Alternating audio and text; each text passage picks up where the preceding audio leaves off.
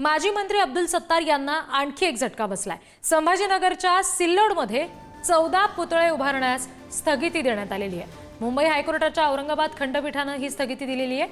पुतळे उभारण्याच्या जागा वादग्रस्त असल्याचा खुलासा यात करण्यात आलाय।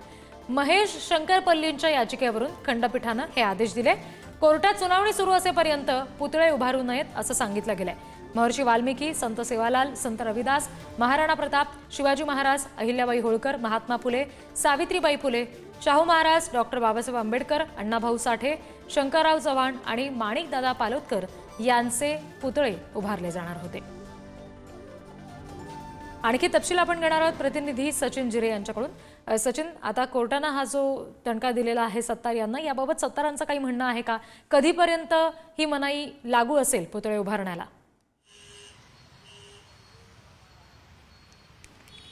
माजी मंत्री अब्दुल सत्तार यांनी यावरती अजून देखील प्रतिक्रिया दिलेली नाही। मात्र जोपर्यंत हा प्रकरणाची सुनावणी सुरू आहे तोपर्यंत हे पुतळे उभारू नये अशा पद्धतीच्या सूचना न्यायालयाने केलेल्या आहे। जी सिल्लोड नगर परिषद आहे, गेल्या 26 वर्षापासून एक हाती सत्ता अब्दुल सत्तारांची त्या नगर परिषदेवरती आहे। त्यांचंच पॅनल त्या ठिकाणी निवडून दरवर्षी येत असतो। आताही जर आपण पाहिलं तर 28 पैकी 26 जे लोकप्रतिनिधी आहेत ते अब्दुल सत्तारांचे आहे आणि एक हाती असं अशा पद्धतीने वर्चस्व अब्दुल सत्तारांचं आहे। त्यांचा मुलगा देखील त्यामध्ये उपनगराध्यक्ष म्हणून होते आणि त्यांच्या जो कार्यकर्त्याची पत्नी आहे त्या नगराध्यक्ष होता आणि त्यामुळे हा ठराव घेण्यात आला होता की शहरामध्ये जो सिल्लोड शहर आहे त्या शहरामध्ये 14 अशा विविध महापुरुषांचे पुतळे उभारायचे होते। मात्र याला विरोध करण्यात आला। तो अब्दुल सत्तार यांचे कट्टर प्रतिस्पर्धी समजले जाणारे शंकरपल्ली यांनी, महेश शंकरपल्ली एक सामाजिक कार्यकर्ते, त्यांनी अनेक वेळा अब्दुल सत्तारांवरती कारवाई केली।